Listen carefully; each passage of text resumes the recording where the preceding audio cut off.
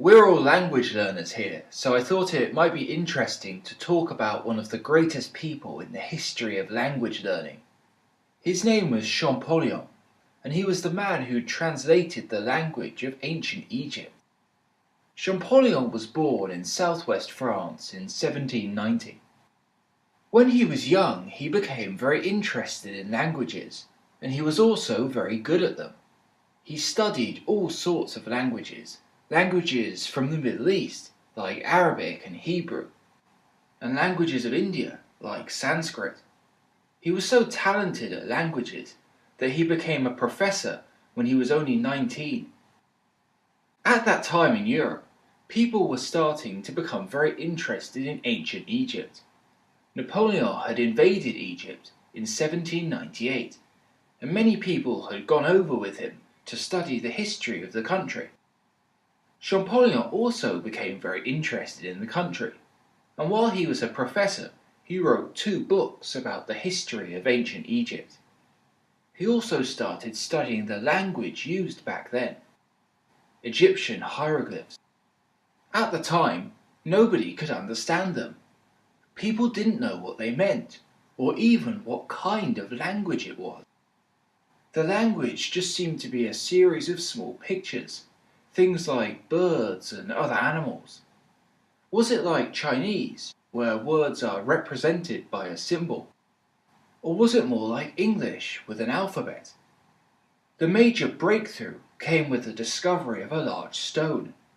This stone from ancient Egypt is the Rosetta Stone, and today it's in the British Museum in London. What's so amazing about the stone is that it had the same piece of writing on, but in different languages.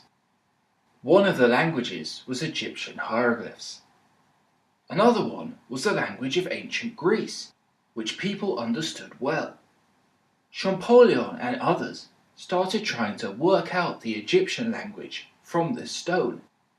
The problem was that even if you could guess which Egyptian words were the same as which Greek words, you still didn't know what the Egyptian language sounded like. Nobody knew the pronunciation of the Egyptian words.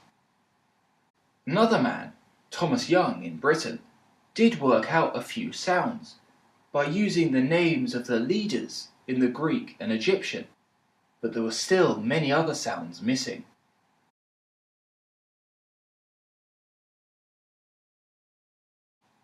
It was Champollion who finally made the next big breakthrough. He realized that the language of ancient Egypt might not have disappeared completely. It might still exist in the world. Most people thought the language had died out long ago. The majority of Egyptians speak Arabic now, a language that came to Egypt with the spread of Islam.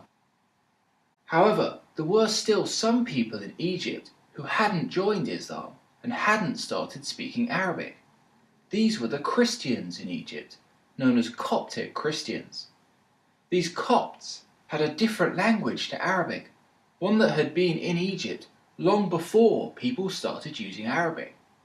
Champollion thought that this Coptic language was probably the closest we could get to the sound of ancient Egyptian.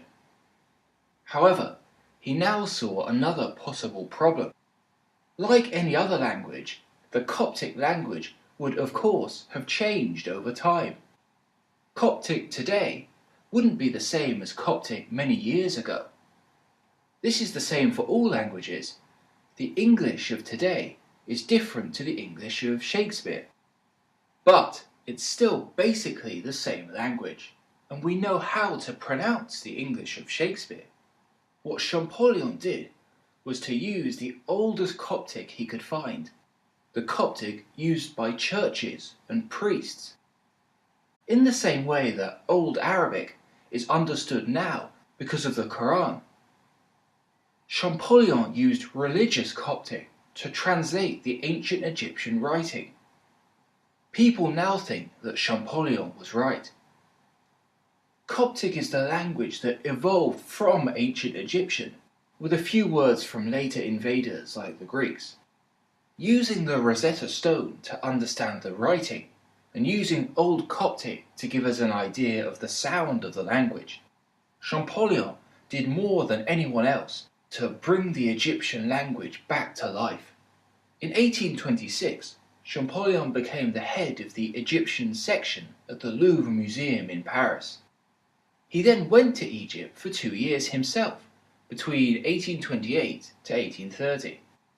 His final job was working as a professor again. He died in 1831, in the middle of writing a dictionary of the ancient Egyptian language. This book was later finished by his brother and became the first dictionary ever of this ancient language.